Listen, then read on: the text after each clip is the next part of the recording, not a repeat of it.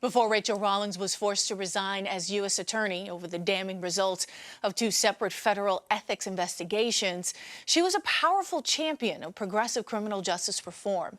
She was also repeatedly breaking barriers, becoming the first Black woman to ever serve as U.S. Attorney for Massachusetts and the first Black woman to serve as District Attorney anywhere in the state. Her election came on the heels of nationwide efforts to elect more women, especially more women of color, into public office. And now, in the wake of her scandal, what is next for the progressive policies that she fought for and the politicians and the public servants that she fought to work alongside? It's a question many have been asking in recent weeks, and the answer? Well, it's complicated, as State Senator Lydia Edwards acknowledges in an op-ed for the Boston Globe, writing, quote, "The system Rollins pushed against is all too eager to close in. And it is too easy for us to, in condemning recent actions, throw away a legacy of justice reform that must be preserved." Well, Senator Lydia Edwards joins me now. Thank you so much for the time. Absolutely, and thank you for this opportunity.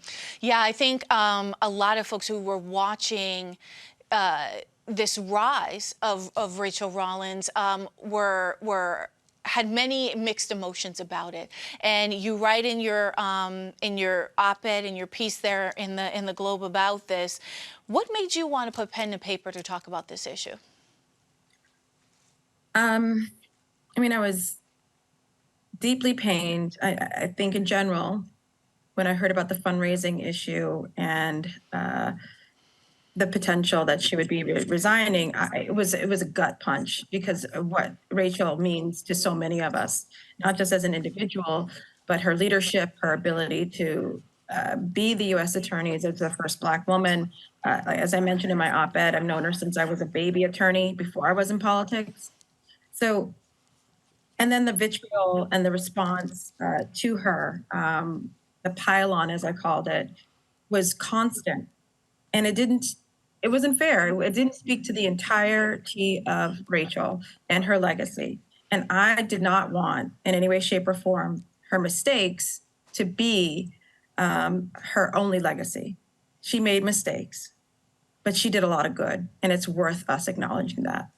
I think she was trying to do a lot of things, and you mentioned that in the piece that you wrote, including not prosecuting minor offenses, including pushing more progressive stances in law enforcement at a time where the country was crying for it. What happens now in that law enforcement system when someone who was championing those ideals, that was such a high-profile figure, is now resigned and gone from that position? Well, another thing I mentioned is that we stop making movements about individuals and really about the goals of those of the policies and the people that they're going to impact for generations. That is what we need to do. We're not perfect. Nobody is perfect. People, as I mentioned, they pass away, they change their mind, they make mistakes, and ultimately their individuality should not stop the goals or the essence of the movement that they started or that they're a part of and helping to amplify. If you really feel truly that criminal justice reform is necessary, then you believe that regardless of who is at the helm, and you should be fighting for it. You should be fighting for a just criminal justice system where the racial disparities do not exist, where people are safer when police are around, where people truly believe that their income does not determine the outcome of their trials. These are things that are worth fighting for, regardless of who is at the helm.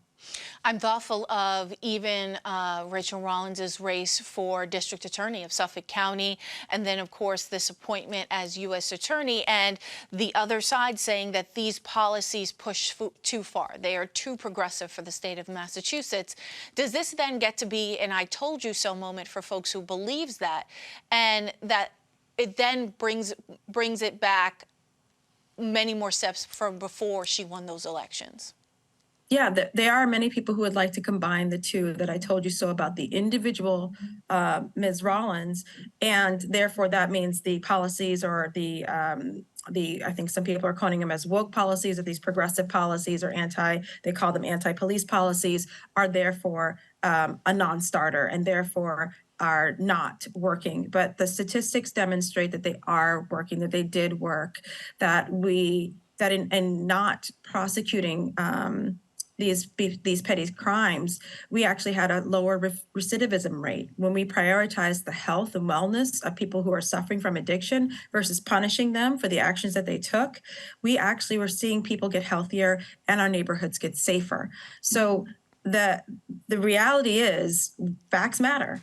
The reality is we need to really make policies based off of, again, your goals of reforming our criminal justice system, keeping our neighborhoods safe, and eliminating racial disparities. And those policies that Rachel pushed for do those things. And if, again, Rachel's imperfections and mistakes that she made, which no one is denying them, I am not denying them. They are not part of that conversation as to whether we need criminal justice reform or not. They are two different conversations. How she is held accountable has nothing to do with whether we should be ending these programs. I'm also thoughtful of the organizations that sort of help wrap around community organizers, women of color who are looking into going into politics. How does it hurt that effort? If those individuals who want to wrap it all into one moment, saying the mistakes of one individual, one woman, one Black woman, means that the rest of you will be making mistakes and will hold you to a higher standard. That is an intent that it's based off of their own bigotry that they had before that.